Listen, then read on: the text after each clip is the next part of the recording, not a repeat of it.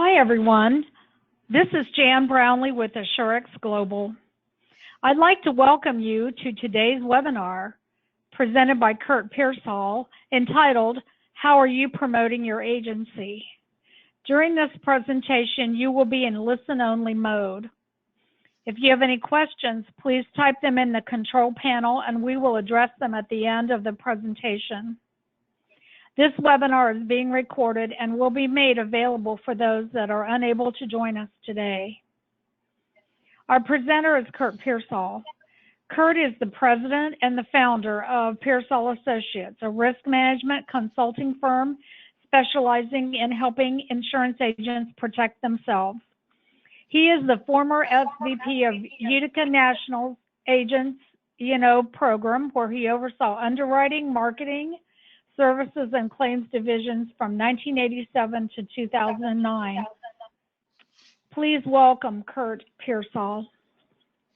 Well, Jan, thank you very much. I appreciate that. And good afternoon, folks. Good morning to some of you that are on the West Coast. Thank you for taking time out of your busy schedules to be with me for this next hour. I will do my best to make it as beneficial and entertaining for you as possible. Now, this is a topic, how are you promoting your agency? This is a topic that I have been focused on for many years. Actually, in my 30 plus years of handling agency, I have seen a number of situations where the way the agency has promoted themselves has made a difference in terms of and many times in a negative fashion. It's made a difference in how the E&O claim was essentially resolved. And so I've chosen this topic, and we're going to go through a number of different areas. We're going to go through some do's, some things that we would suggest, that you consider, you look at, you factor in when you are developing your promotional material. And we'll talk a little bit about when we talk about promotion, what are we talking about? And we'll go through those different issues. We'll also go through some, what I would call some don'ts, some things that have the potential. And there's no way I can tell you exactly how the legal system will be interpreting some of your comments, some of your phrases, things of that nature. But we're going to talk through some of the things that we would definitely suggest that you try to avoid or certainly consider avoiding when you are developing your promotional material, your website, etc. We've actually got early, probably about 5+ years ago, I was doing an extensive amount of expert witness work, and actually one of the examples that I've got to kind of lead things off will be one of my first expert witness cases, and where the promotion of how the agency promoted themselves, phrases that were used in their website made a significant difference in the resolution of the E&O claim. So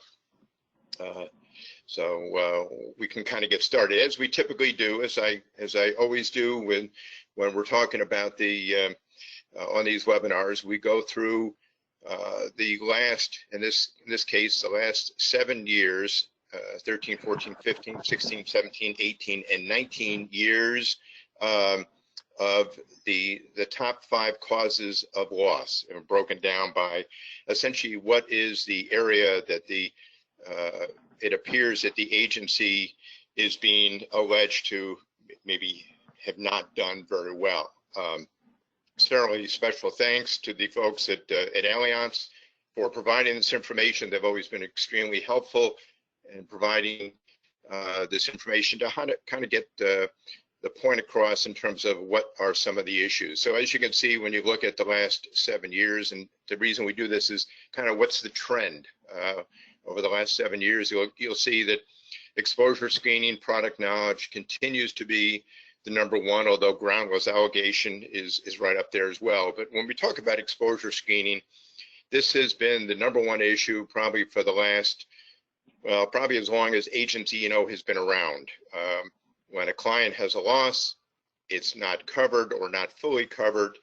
they typically will try to find fault with the agency for failure to present that type of coverage. And certainly this is probably going to play out in some cases with the coronavirus that we're dealing with, where there are some potential, some clients are going to allege that, you know, they thought they had the coverage, or the agency should have suggested that they have the business interruption coverage that did not have this exclusion, things of that nature. So, so that's kind of the exposure screening element. Product knowledge, and actually the product knowledge piece does play into how the agency promotes themselves. You will see some examples more so at the end of the session, where some of the material that the agency put on the website was totally incorrect. And so, you know, the client, if they're looking at the website and they're making their insurance decisions based on the information on the website, if that information on the website is not accurate, they certainly could be, the agency could face a potential claim for, you know, misrepresentation of the coverage, you know, not explaining it properly, things of that nature. So exposure screening product knowledge, number one. The groundless allegation, obviously, as I've just mentioned, you know, client has a loss, it's not covered, you've got the bullseye on your back, and but many times there's really no ground, no real substance to the claim. It's just, you know, the client's saying that, you know, they thought they had the coverage, and you know, so those typically get resolved fairly quickly, except maybe with some defense cost. Failure to advise and explain. Claim handling. Claim handling, it's interesting that the way agencies handle claims has been one of the top 5 for, I think, as long as the E&O Plus program used to be called the PAR program, then it was rebranded. But claim handling has been right up in the top 5. So the way agencies handle claims are generating a significant number of E&O claims. And we'll talk a little bit about that actually in a blog, you know, for those folks that hopefully you are taking advantage of the blog postings that I do for the E&O Plus program. And actually, when I spoke a little bit about the coronavirus, I addressed the issue of just being careful not to, while you may not believe there is any coverage, be careful not to deny the coverage, because of the fact that technically agents don't have the authority to accept or deny coverage. That is a carrier responsibility. And but claim handling continues to cause its fair amount of claims. And then the document completion, you know, documentation, certainly right up there in the top 5 as well. The next slide actually takes these, it shows you the top 5, but it also shows you, you know, the COI, certificates of insurance, claims by the carrier, where the carriers are suing the agent, claims made policies, which was the topic of the February webinar. For those folks that, it was a nice webinar we did on that topic that went over extremely well. So that's just that same information on the pie chart, but now with the numbers. And then the next slide actually takes those same number of claims, but now breaks it down by the total dollars that the program wound up incurring as a result of those claims. So as you can see, while exposure screening and product knowledge constituted 21% of the total number of claims, it constituted 54% of the total dollars. And I'm not sure what the total dollars were for this 7 years, but you can rest assured that it's a pretty significant number. And once again, so over half of those. So, you know, when we look at exposure screening, product knowledge, we say, you know, that it's the closest thing to a silver bullet in minimizing the agency's E&O potential is the effective use of an exposure analysis program. So as you can see, it would have a significant impact. So then once again, this is those same causes broken down by with the incurred, broken down by, you know, all the other categories as well. So, and you will receive this, as Jan mentioned, you will receive a copy of this. So those folks that maybe were out on a call, working, not able to attend the session today, It is in recorded format, and you will receive that probably within the next 24 to 48 hours from the E&O Plus program. So now when we look at the ways agencies promote the program, so I'm not just talking about websites, but yet a lot of the material that you will see in subsequent slides really is based on websites, but these could also involve, verbal comments as well. So when we look at ways agencies promote themselves, you're looking at the printed marketing pieces. Those could be, the old trifolds or the newsletters that go out that really talk about what the agency is going to do. And obviously the goal is to try to impress the client, the prospect, to put their insurance with your operation, with your agency. Agency website is going to be a big part of our topic today. Billboards. Many times as I travel around the country, or hope to get back to traveling around the country, visiting the E&O Plus agencies that I'm honored to work with, I will see in the various towns, et cetera, I will see billboards that insurance agencies have put up there. And sometimes those billboards kind of make me shudder a little bit, because they make some statements that may sound very impressive from a marketing standpoint, but really are potentially very dangerous if a problem were to develop. The agency proposal is another way that agencies promote themselves. So, typically the proposal will include information about the agency, the people, maybe the manner in which you do business, things of that nature. So agency proposals, and they're another area. Verbal statements, as I have said in many of the webinars, for the producers that are on this session, or maybe going to listen to it in the recorded mode, agency staff can be held responsible for what they say and what they put in writing. So some of the statements that you will see that are on the websites could actually also have been verbally stated. And, those, once again, the client is going to remember those, and potentially could hold your agency responsible if that kind of played into the E&O claim. And then social media. And one of the things that with a lot of these, and maybe more so with the social media, is I have seen with many agencies, especially when social media really started becoming maybe more in vogue, is that there were a lot of people in agencies that they were posting on their own, whether it was on LinkedIn or whether it was on Facebook or it was on Twitter. They were making certain statements about the agency they worked at, maybe the competition, things of that nature. I always encourage agencies to have, as a part of your personnel manual, there should be some information that's included in there in terms of advising the clients, advising the employees not to make any statements regarding the agency unless it's been approved by the HR department or the marketing department, et cetera. So, social media tends to be maybe a little bit more loose. That can certainly cause some problems down the road. So these various messages, obviously, we all know they're all designed to attract business and to kind of tell and advise the public of who you are, what you're good at, what your capabilities, what your talents are, what your expertise, the quality of the people that you have. And, that's fine. I understand that. And obviously, hopefully that's being accomplished. The important thing to recognize, though, is that these marketing messages, the public is expecting that these messages are in fact reality.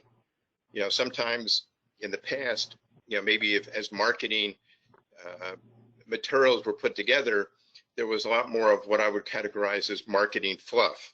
Well, it sounded very impressive, but there really wasn't any real substance to the statements that were being made. It sounded very impressive, but it's not what the agency was really doing in reality. So the public is expecting that whatever you put on your material, your website, your promotional material, your proposals, your social media, et cetera, that's the way you are doing business. And one of the things we're going to talk about is the importance of not over-promising. When you over-promise and you run the risk then potentially of under-delivering, that can cause you some problems. And I know it may not sound very appealing but it's almost best to underpromise and overdeliver. I think you're going to find that's going to be a lot more successful for you. So now, as I mentioned, the contents of the various, the website, the marketing materials, the verbal comments have definitely been factored into direction of many, many E&O claims.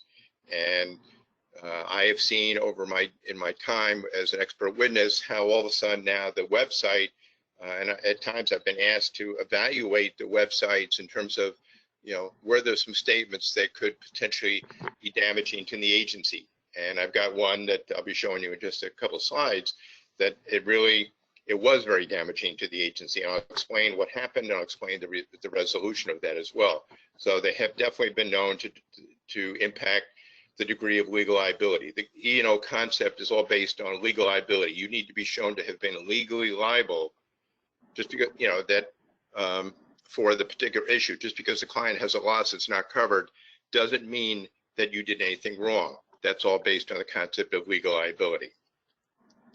So do the promises and the commitments noted in the agency marketing materials apply to each and every client? These are the issues when you are looking at your promotional material. Maybe you're going to take another look at it, and hopefully you will. One of the perspective maybe to look at it is that do the promises and the commitments that are noted in the various agencies materials, do they apply to each and every client? So if you say, well, yes, we will evaluate your exposures, are you doing that for everybody? Is the firm committing to performing certain guarantees or activities? And if they are, the question needs to be asked as to whether these guarantees and activities, are they really being performed, or are they merely some marketing fluff?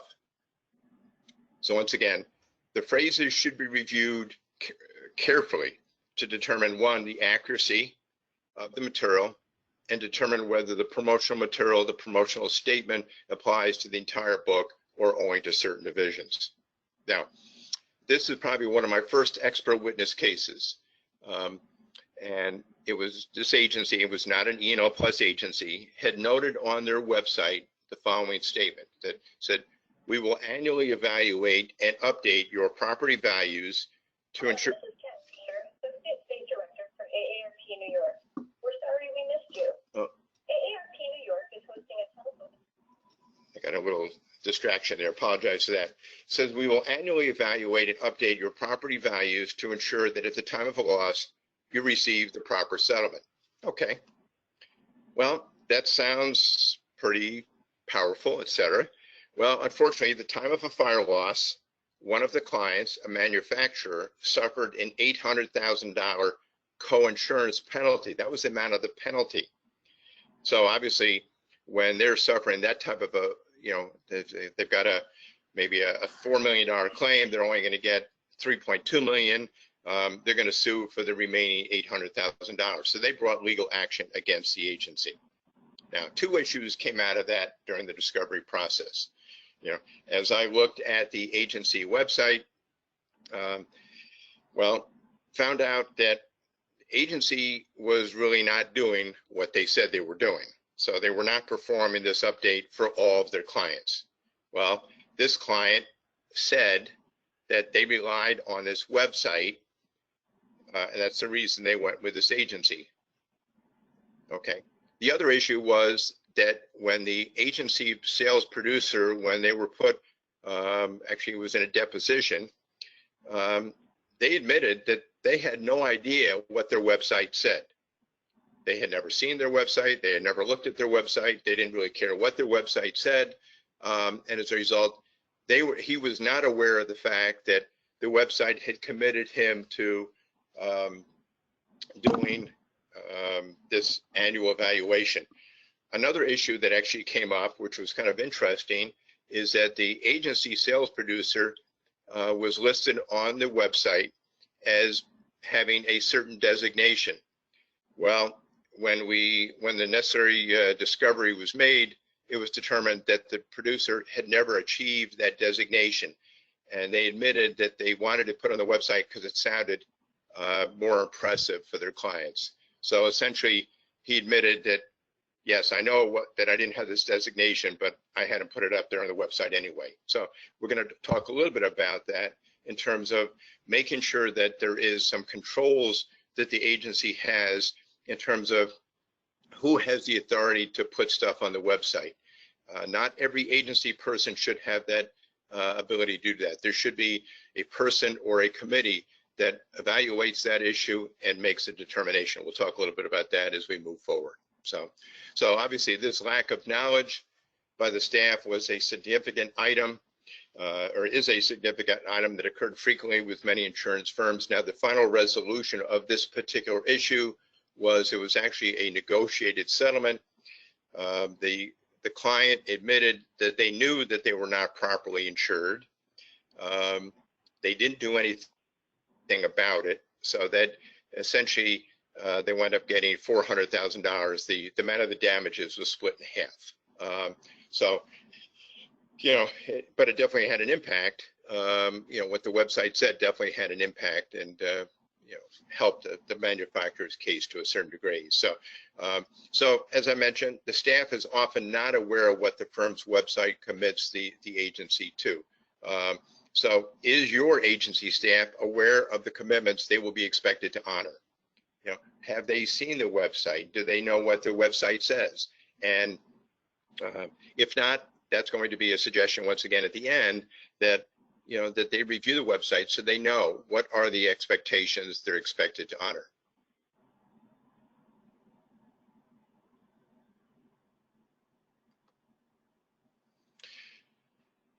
Now, there have actually been situations, the one I just mentioned was a situation where the producer was not aware of what the website said. There have actually been some situations that have been brought to my attention where the senior management of the firm wasn't even aware of what the website said. Now, how could this happen? Actually, the example that I'm going to provide, a situation where on the agency's website, there was a YouTube posting.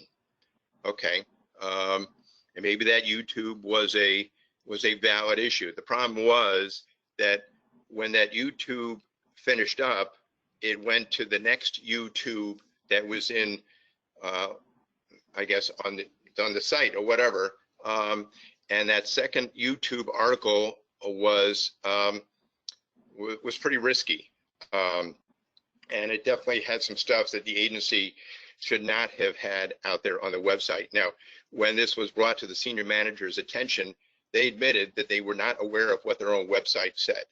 So, once again, making sure that there is somebody that has that responsibility to, if something's going to be put up on the website, that it's vetted through them, and if there are some issues in terms of some inappropriate language, some inappropriate articles, inappropriate YouTube postings, that stuff does not get put up on the site. So once again, how could that happen? Involves a lack of review, lack of oversight as to what goes on the websites, and there should be a person that has a responsibility.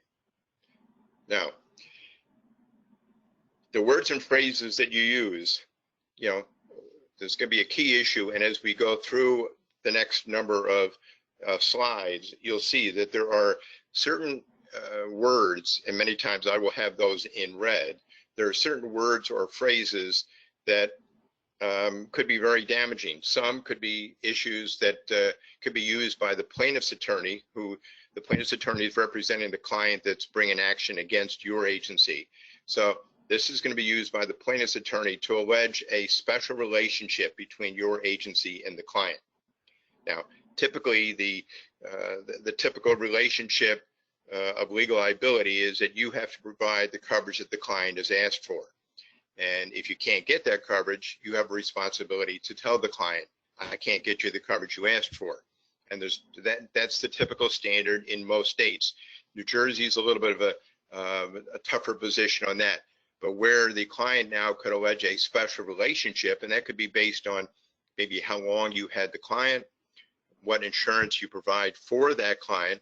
If they can allege a special relationship, they now can potentially hold you to a higher standard of legal liability.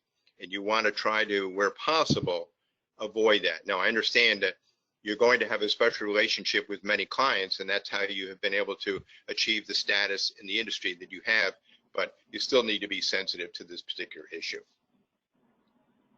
Some of the words are, and you'll see these used, expert.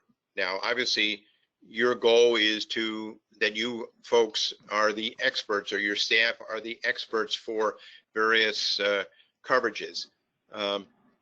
You might want to avoid, if you say, hey, we're the expert on insuring restaurants in, Utica, New York, which is where I live, that could be, you're going to be held to a higher standard, because you're now saying that you're the expert specialist. You say that we will guarantee that you will have the proper coverage, and you will see that language in a couple subsequent slides, where there's actually, the agency is making a guarantee that the client will have the coverage that will provide them for anything that could happen to them, essentially. Very damaging. And then also the word all, you'll see that in some of the context, and you'll see that as we go through, that how that word all could be damaging as well. So we'll review these, and you'll see as we go through. So as we review these, I guess, typically you are putting together your website, your promotional material, et cetera, anything you are doing to promote your agency. You're going to look at it from your agency's perspective, that, yeah, that sounds pretty powerful. Yeah, that sounds pretty impressive. I guess I'm going to ask you to kind of flip your perspective a little bit. Put yourself in the position of the client now, and ask whether the words and the phrases that could be viewed as potentially as a guarantee of proper protection, or that a certain task, such as an exposure analysis, that certain task was performed. Are any of these words or phrases that are being used, could they be viewed as kind of over-promising your abilities? Clearly, I can't tell you exactly how the legal system is going to interpret various words or statements, but once again, you want to try to avoid anything that could put a high risk. Now, here's some of the ones we're going to go through probably for the next 25 slides or so. We're going to talk a little bit about, these are actual, every one of the situations that I mentioned, these are actual cases, these are actual websites or promotional material, whatever, and some of these, majority of these are not E&O Plus, but it's designed to kind of help give you that perspective. So this particular one, this one agency, and actually this agency is a very, very good agency, one that I know from in my years in the business. It states, we know that you do not have the time to spend countless hours worrying about your insurance program. Let our professional experienced staff step in as your insurance team so you can concentrate on what's important running your business. Now, if you look at that, so all of a sudden now the client potentially has a loss, and who are they going to blame? They're going to blame you, because you said, hey, let us become your insurance team. You worry about your hardware store or your manufacturing. We'll take care of your insurance. So when something goes wrong, you've now got the bullseye even that much square on your back. Now, this applies to P&C and benefits. As you can see, this is a statement. This is actually the same agency now on the benefits side. So for those folks that we've got on the session today that are heavy in the benefits area, it says, let us manage your employee benefit program so that you can focus on your core business. Also stated, insurance carriers do not always offer the same coverage, so let us choose the right fit. Now, once again, as you look at these statements, you probably cringe a little bit, because these are situations where the agency is essentially saying, you run your business, we'll take care of your insurance, and that's great, but it's not going to be great when a problem develops. And we'll talk a little bit about, so for example, the issues that the industry is facing currently with, the COVID-19, and certainly, where situations where there's now potentially clients that are going out of business, really, really struggling, finding out that they did not have the coverage they thought they had, or wish they had. They did not know that there was a civil authority or a viral exclusion, a virus exclusion, a pandemic exclusion in the business interruption.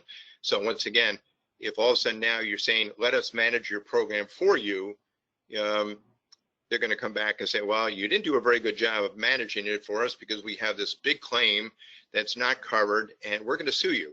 And, so as you can see, this is where the websites could come into play. So these kind of statements, it's certainly not a suggested approach, as at the end of the day, and there's a number of slides that I'm going to talk about, at the end of the day, the client needs to be the one making the decisions, and there's a number of statements. It's probably a very common area that you'll see as we go through, statements that kind of almost that the agency saying, we'll make sure you have the proper coverage at the time of the loss.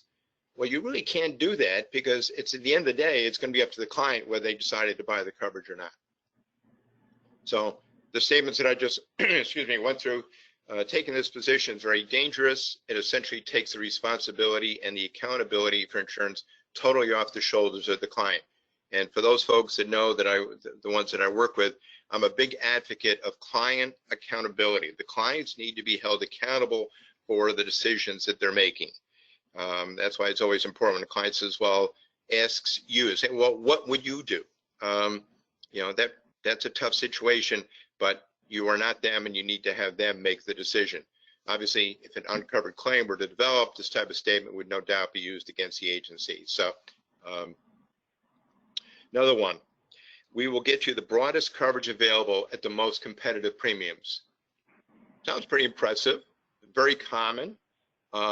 It's also a very dangerous statement. Now, I guess I would ask, how would the agency do this? How do they know that they're providing the broadest coverage? Do they market every account to every carrier every year? I doubt it. So, and is that the best thing to do, to be moving the account every year to a new carrier? As we've talked about a number of times on these webinars, moving accounts from company A to company B, things seem to, the coverage isn't exactly the same, things fall through the cracks, et cetera. So when you make a statement like, we'll get you the broadest coverage available at the most competitive premium, once again, if you look at now with the COVID-19, well, that could have been viewed as an overpromising type statement.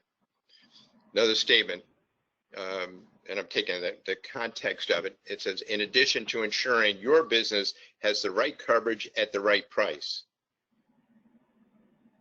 Can an agency really do this?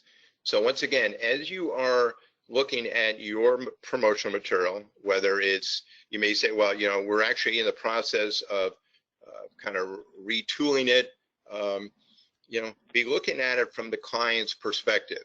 And once again, you want to sell more business, I get it, I understand that, et cetera.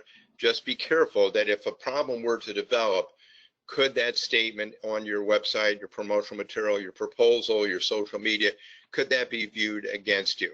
Because really, at the end of the day, this statement, isn't it up to the customer what coverage they purchase? If they decide, they don't want cyber, well, I guess that's, then they really didn't have the right coverage.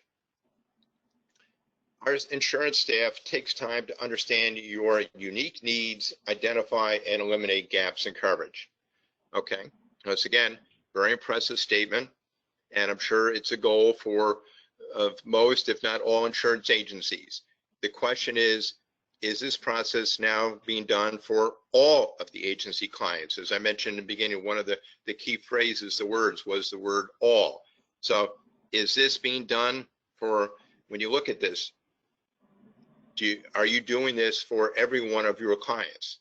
So what if the process was not done for a client that now suffered an uninsured loss? So once again, clients are always going to, after a claim occurs, they're going to be looking at what can they do to strengthen their position. So if all of a sudden they now take a look at your website or your promotional material and they say, well, they didn't do what the website said, that puts a, adds to the strength of their defense. And you want to try to avoid that. Here's another one. And once again, sounds very impressive, very powerful. Ensure that all of your risks are covered. Well, sounds like a pretty powerful guarantee. We're going to ensure that all of your risks are covered. So now, once again, client suffers a loss involving exposure the agency did not identify. Could it be alleged that the agency overpromised their abilities? So overpromising sounds impressive, but if it's not reality, you need to be very careful because it could be held against the agency if a problem developed. So, and when you say all of your risks, do you have a process, if you're doing that for some of your clients, do you have a process to make sure that all potential risks are being brought to their attention? That's a very evolving type of discussion. And I'm not sure that up until this whole COVID-19 issue, that the whole business interruption exclusions really were getting the attention that they will now be getting moving forward. Now, this is an issue. Once again, words that you're using, this is updated building codes can add expense when repairing or replacing damaged or destroyed property. You'll be covered. Well, once again, that's an ordinance or law type of coverage. And it was actually, that was the topic of my blog posting this morning. But agencies should really exercise caution when they're making a commitment such as you'll be covered, because once again, as we have talked about numerous times in these webinars and when I make meet face to face, is that agencies don't have the authority to approve claims. They don't have the authority to deny claims. So when you're saying you'll be covered, you're really kind of saying, yes, you will be covered, but that is a carrier decision. So, maybe a suggestion, change it to you may be covered. I know that may not sound as appealing, but once again, and these are the decisions you're going to have to make when you are designing your website. Are there some areas that you're willing to run the risk, but understanding that there is definitely a risk. A phrase such as our team of experts, very often used. I would say it's probably on every agency website that I take a look at. Now, using the words expert, specialist, have definite greater potential to elevate the standard of care. So my suggestion may be to look at, our agency has staff dedicated to knowing and understanding your industry with specialized coverages. Would that be a better substitute? Would that be, it still sounds very appealing, talks about the strength of your operation, but when you say experts, now all of a sudden where that comes into play is that when the client has a loss that's not covered, they're going to say, well, if you're the experts, how come you never brought that to our attention? This statement, we periodically review your coverage to ensure you have the right protection in every phase of your life or business. Can an agency truly ensure that the client has the right protection? I mean, as we talked about a number of times already, at the end of the day, it's up to the client whether they buy the coverage or not. Your job is to suggest it. So you bring to their attention cyber, employment practices, D&O, contingent business interruption, product recall, drone coverage. I mean, we can go on and on and on. Well, to say that, periodically review your coverage to ensure that you have the right protection, you really can't ensure that they have the right protection. The client will make the decision whether they purchase the coverage or not. So by visiting your business and asking the right questions, our team is able to uncover all of the gaps and inefficiencies in your current property and casualty coverages. Once again, sounds very impressive. And I understand that many of the websites were designed to be very impressive for folks that were taking a look at your website to say, wow, this is an agency I really want to, we need to take a look at.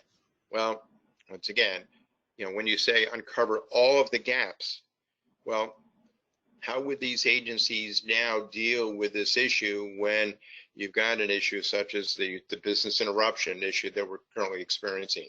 or a contingent business interruption issue, or the drones, and we can go on and on. So once again, using the word all has the potential to be used against the agency if the client suffered an uninsured loss. There you'll see a suggestion on maybe how to handle that. So just give that some thought. We are industry leaders in providing risk management solutions for all of your business needs. Now, once again, that word all, could be potentially problematic if the agency happened to miss an area that resulted in an uninsured claim. Now, you do an exposure analysis. Is that exposure analysis being done diligently upfront? Is it being done on renewal? Those are the kinds of questions that you need to be asking as you look at your material, or as you come up with phrases that for you to consider. So I brought up the issue of the whole outbreak coverage for the coronavirus. When you say all of your business needs, well, that type of statement could potentially be very damaging if a client said, well, you did not identify all of my needs because I've got a major exposure that you never provided any coverage for. In fact, you never even talked to me about it. Those are the types of issues that could be very problematic. This is another one. Above all, our background in senior living insurance allows us to structure truly comprehensive coverage programs without gaps or oversights. So in other words, this agency is saying that, they will provide a program that has no gaps in coverage whatsoever. That sounds like overpromising to me. Now, once again, a reminder, we still got some more slides to go through, but kind of a reminder that, as you are looking at the statements for your website, and certainly I know I have worked with a number of agencies, Plus, to do a website review. There is an additional fee for that, but certainly I think those folks have found it to be very beneficial, et cetera. So if that's something you're interested in, contact your reviewer and let us help you. Let us work with you. So some of the statements, things to consider: are the statements on your website, are they accurate? I mean, are they true? Could they be viewed as overpromising?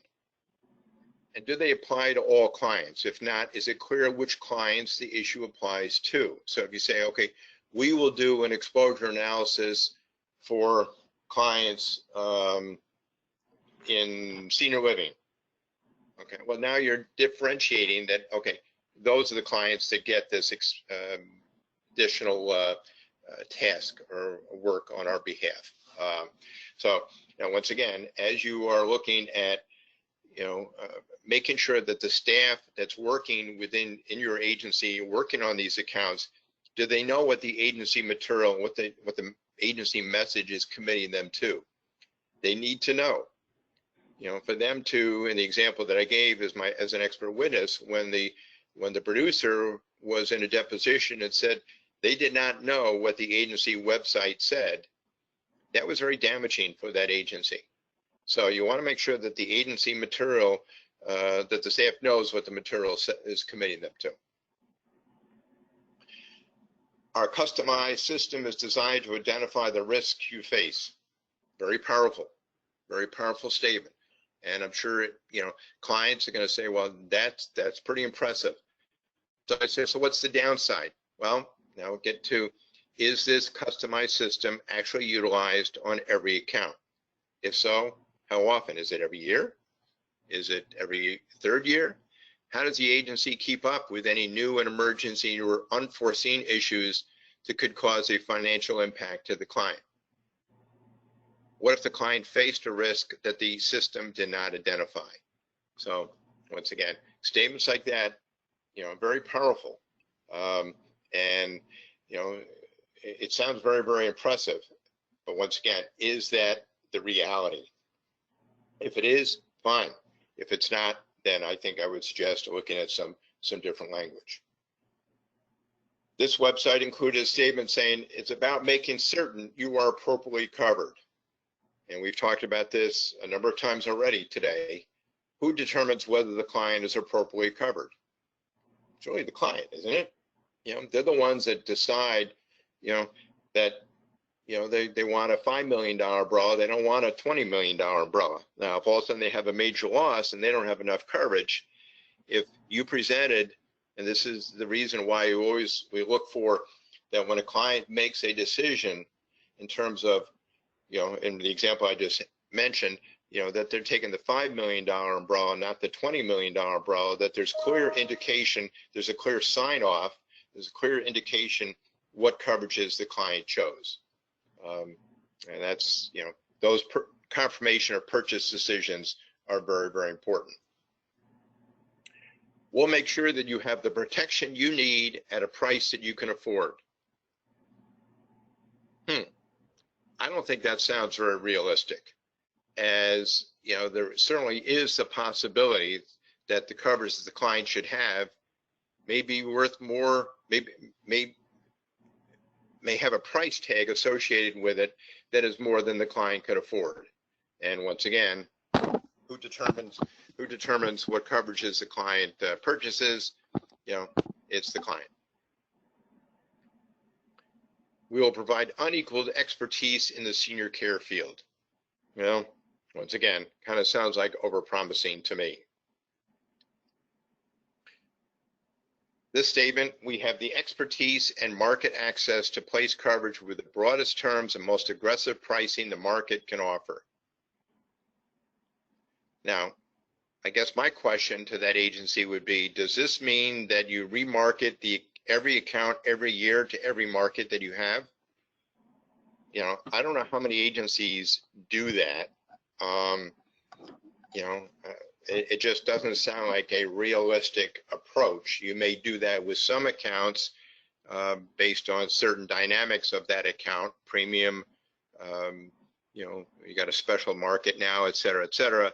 So once again, statements such as that can be very dangerous if the client has an uninsured loss that would have been covered by another one of their markets.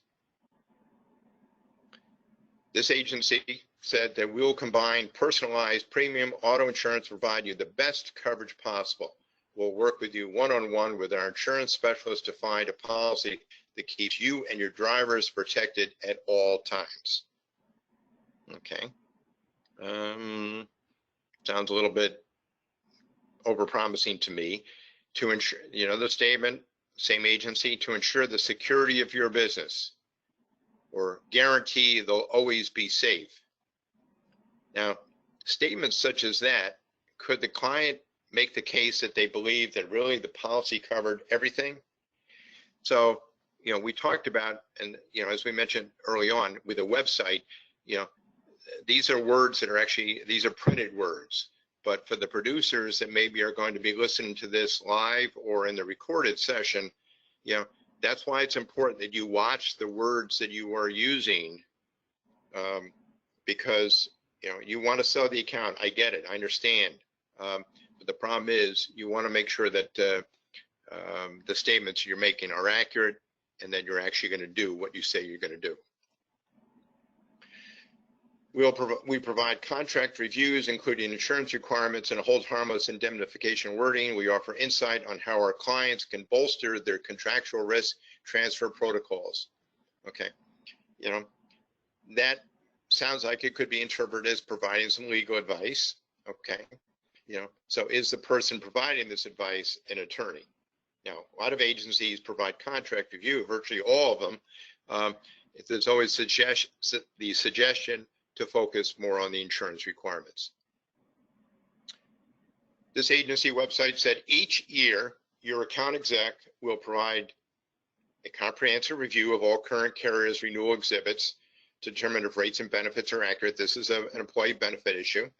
Remarket all employee benefit programs to ensure that business and employee needs are met.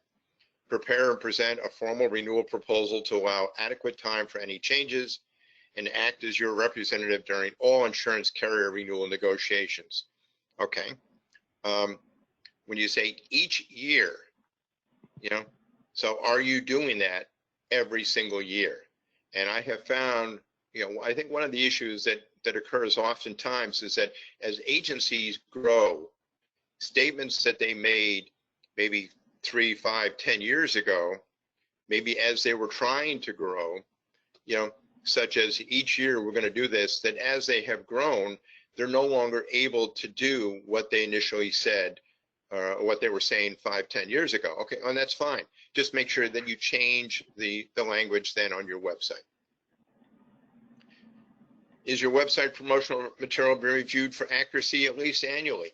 That's the suggestion. We actually kind of suggest twice a year, but at least annually. And now who's reviewing it? Do they have the proper knowledge and expertise? Now they may be a marketing person. Do they have the technical knowledge? And you'll see in an upcoming slide where there's actually a statement that's made on the website that is totally incorrect. It was a total misrepresentation of the coverage. So it's not this one, but it's coming up. Once again, this one uses the word expert, and expert is not a preferred word to use. Now, let's look at a scenario where, once again, this says expert knowledge on insurance products. So let's look at a scenario where this becomes a problem. Now, this is the example I was just making reference to. This talks about uninsured motorist coverage. This website said if you don't want to end up paying for damages caused by an irresponsible driver, look into uninsured motorist coverage. It covers damage to your vehicle if it's hit by someone with no insurance. Without it, you have to pay for the damages out of pocket. Well, technically, that's the description of uninsured motorist property damage coverage, not uninsured motorist. So, once again, this is talking about damage to a vehicle, not a correct statement. This one, and you'll notice that in red, the word is supposed to be some. As I noted, that the website had some typos on it. The coverage levels are often insufficient to cover any major damages, and some bike owners are shocked to find out that they are solely responsible for damage once their insurance runs out. So once again, the word some was misspelled on the website. So, was there the proper review? The next one, and this is a website that I looked at within the last 30 days, it said we are committed to helping you navigate these uncharted waters so that your organization makes the right financial decisions in 2014 and ensuring compliance with the new regulations. This is how the website looks in 2020. Looks like it could use some updating. Now, once again, and we're pretty much right at the conclusion, suggestions for this, and hopefully you have found this to be beneficial. You should be looking to review your website, your promotional material at least annually. Once again, every 6 months is suggested. There should be an individual or committee that has the responsibility of overseeing what goes on the website. Something should not get put on the website unless it has been blessed by this individual or committee. And same thing with looking at the social media, that people there should be some guidelines in terms of the do's and don'ts of using social media, so people are not making statements on social media that could be very damaging and could bring some legal action if a defamatory type of comment was made about another agency. Once again, as we talked about in the very beginning, when you're looking at the website, and hopefully as you looked at these different statements over the last 45 minutes or so, if you looked at those as if you were the client, maybe you'd have a different perspective than if you were, as the agency. You want the statements to be very powerful. You want them to be very appealing to clients. You want them for the client to say, wow, that is an agency I want to do business with. Once again, probably look at it as if you were the client. Are those, and if all of a sudden now you're the client that suffered a loss that's not covered, would you say, wow, well, I tell you that could be a very damaging type of statement. So look for keywords that could be viewed as overpromising. And then lastly, ensure the staff are aware of what the agency's marketing commitment is and require the staff to review it. Very, very, very important. So brings us to the conclusion with about 5 minutes to spare. So Jan, I guess I'll just turn it back to you for any, see if you have any questions. Meanwhile, I'm just going to update this slide to talk about when the next webinar is. But Jan, the floor is yours. Okay, yes, Kurt. We don't have any questions, so no questions at all that you need to answer at this point. So you can go ahead and talk about the August 18th webinar, and then I will conclude. Okay. We will be doing, you know, as for some of the folks that maybe are newer to the program, we do these webinars every quarter, and the next webinar will be on Tuesday, August 18th. They're always at the 2 to 3 hour to encompass for the folks that are on the West Coast, Pacific time, etc. We have not picked the topic for that, but I'm leaning towards something that's focused on how important the producers and the sales team are to ensuring a good, strong E&O culture in the agency. Something that folks can show their production staff and kind of go through some of the key issues that producers and sales folks need to be aware of. As Jan mentioned, out there on Passport, I believe it's under what the links, Jan, are these past webinars. And yes, correct, under links. It's in a YouTube environment or YouTube platform?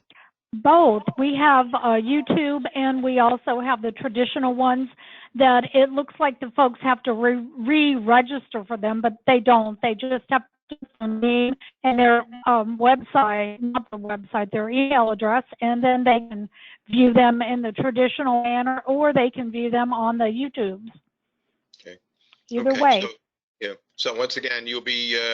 We typically will try to get out at least 45 days in advance of what the topic is, and you know, for this August 18th, and then there'll be another one. I think we've picked December 1st for the next one after that. So we'll be doing, once again, we're doing 4 webinars this year. So there's probably about, I don't know, 15 out there that we've been doing. Oh, there's a lot of them. They go back to 2013.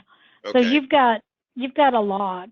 Yeah, I mean, this has been something we're trying to, whatever we can do to help strengthen the E&O, and by having these recorded is great, because that way you can now get a group of folks in a room, and or you can email it to them and have them listen to it. So anyway, well, if there's no questions, folks, I very much appreciate your time. I hope you and your families are healthy and safe, and certainly look forward to, for the agencies that I'm honored to work with, hopefully looking forward to personally visiting, but if not, we'll be using some technology. We've already done that a few times already. So stay safe, and we'll talk soon. Okay, thank you very much, Kurt. That was a great webinar. Everyone, please note that you'll receive a Passport announcement via email from me, including the instructions on using the link to view this webinar. And a PDF version of the PowerPoint will be included in the announcement. And we also convert all our webinars to YouTube, so we'll send you a link to the YouTube as well in the announcement. If there are no further questions or anything, this concludes the webinar. Thank you very much for attending.